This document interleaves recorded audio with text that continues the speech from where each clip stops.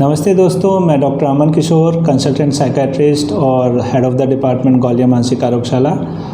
आज हम एक अपने समाज में कॉमनली होने वाली तकलीफ़, जिसमें लोग समझते हैं कि कोई पूर्वज किसी में भर आए हैं या फिर उसके ऊपर आ गए हैं, या फिर कुछ देवी देवता अंदर घुस गए हैं किसी व्यक्ति के, या कोई एकदम से बेहोश होके दत्ती बांध के कोई बेहोश हो जाता है। ऐसे विकार के बारे में डिस्कस करेंगे। साइकेट्री में या मेंटल इलनेसेस में इस विकार को हम डिसोसिएटिव डिसऑर्डर कहते हैं। डिसोसिएटिव डिसऑर्डर, जैसा कि नाम बताता है, डिसोसिएशन मतलब कि दिमाग और शरीर का विघटन हो जाता है, इसमें अलग अलग हो जाते हैं ये।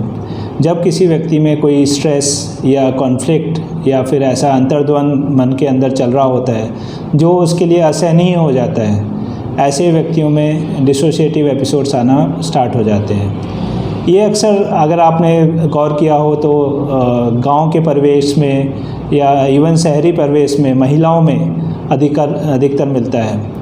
जिन महिलाओं में उत्पीड़न ज़्यादा होता है, परेशानियां ज़्यादा मिलती हैं परिवार की तरफ से, इवन जो बच्चियां होती हैं उसमें स्ट्रेस ज़्यादा रहता है, ऐसे व्यक्ति ज़्यादातर डिसोशिएट करते हैं। डिसोसिएशन में अक्सर ये माना जाता है कि कोई पूर्वज आके उनके आवाज़ में बातें करने लग जाते हैं, पूर्वज की आवाज़ में बातें करने लग जाते हैं, या किसी देवी देवता के रूप में बातें करने लग जाते हैं। और ऐसे समय में हम लोग उनकी पूजा करके, उनका झाड़ फूँक करा के या किसी मंदिर में जाके उनकी पूजा करके उनको शांत करने की कोशिश करते हैं।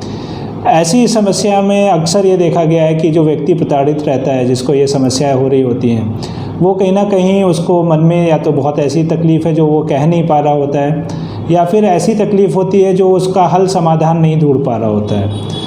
तो ऐसे केसेस में अक्सर महिलाएं इस डिसऑर्डर्स में कॉमनली मिलती हैं। और ये जो एपिसोड होते हैं, जब भी कभी पूजा पाठ घर में चल रही हो, शादी ब्याह का समारोह चल रहा है, या फिर कोई अच्छी गैदरिंग हो रखी है जिसमें लोग के परिवार के सब सदस्य इकट्ठे हो रखे हैं, उस समय में ये ज़्यादातर व्यक्ति डिसोशिएट करते हैं। इन डिसोशिएटिव एपिसोड्स में अक्सर ये देखा गया है, जब भी हम उनसे बातें करते हैं तो वो अपने पूर्वजों की आवाज़ में या किसी देवी देवता की आवाज़ में घर की समस्याओं के बारे में डिस्कस करते हैं। इनडायरेक्टली वो समस्याएं उनसे जुड़ी हुई होती हैं, और उसका समाधान भी जब हम उनसे पूछा जाता है तो उसका समाधान बताते हैं। और जैसे वो समाधान पता चलता जाता है, हम उनका पूजा करके, पानी वगैरह से सार के या आरती करके उनको जाने के लिए कहते हैं। तो इस कंडीशन में जब देखा गया है कि जो व्यक्ति के मन में कॉन्फ्लिक्ट है और उसको एकदम से इतना अटेंशन मिल रहा होता है, तो ऐसे एपिसोड्स अक्सर बढ़ जाते हैं। जब भी वो स्ट्रेस में आएगा और वो एपिसोड्स बढ़ाता जाएगा, इसको सेकेंडरी गेन कहते हैं। सेकेंडरी गेन का मतलब ये भी होता है कि उसको कहीं ना कहीं ये चीज़ अंतर्मन में मिलती जाती है कि मेरे को ऐसा चीज़ होने से मेरी जो इज्जत है समाज में, घर परिवार में बढ़ जाएगी, मेरे को लोग पूछेंगे और मुझसे समाधान परिवार की समस्याओं के बारे में मिलेगा। तो ऐसा व्यक्ति जानबूझ के नहीं करता है, पर एक अनकॉन्शियस माइंड में वो घर कर जाता है कि ये एपिसोड्स उसके लिए कारगर होते हैं। और क्योंकि सेकेंडरी गेन मतलब पूजा पाठ और ये सारी चीज़ें उसको अटेंशन दिखाती हैं, तो ऐसी कंडीशन में ये एपिसोड्स बार बार आने लग जाते हैं। तो जहाँ तक इसकी बीमारी का सवाल है, ये कोई ऊपरी चक्कर या भूत बाधा या अपने पूर्वजों का प्रकोप नहीं होता है। इसमें सिर्फ जो व्यक्ति है उसको किसी न किसी तरीके से कॉन्फ्लिक्ट या स्ट्रेस मन में चल रहा होता है, जिसकी वजह से ये इस तरीके के स्वभाव में बदलाव लाता है। तो ऐसी समस्याओं के लिए क्या इलाज है? ऐसी समस्याओं में दो तरीके से इलाज किया जा सकता है। पहले तो हमें कॉन्फ्लिक्ट ढूंढना है कि उसकी समस्या क्या है उसके अंतर्मन में। उसको अगर वो व्यक्ति खुद से नहीं बता पा रहा है और उसको समझ में नहीं आ रहा है, तो कई साइकोलॉजिकल टेस्ट होते हैं जिसके अंतर्मन के अपनी जो कॉन्फ्लिक्ट्स हैं या समस्याएं हैं, वो जो जिससे जूझ रहा होता है, उसमें इंडिकेशंस मिल जाते हैं।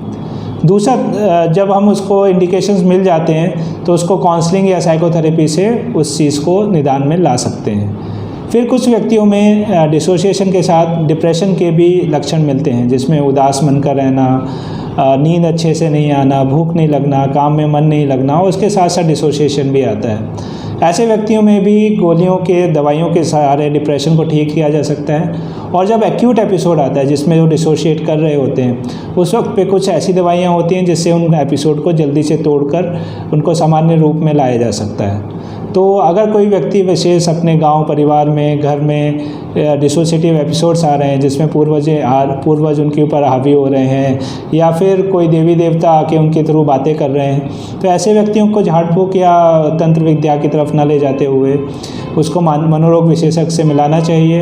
इलाज जल्द से जल्द देंगे, समस्या का हल जल्द से जल्द देंगे तो उनको आगे के डिसोसिएटिव एपिसोड्स नहीं होंगे।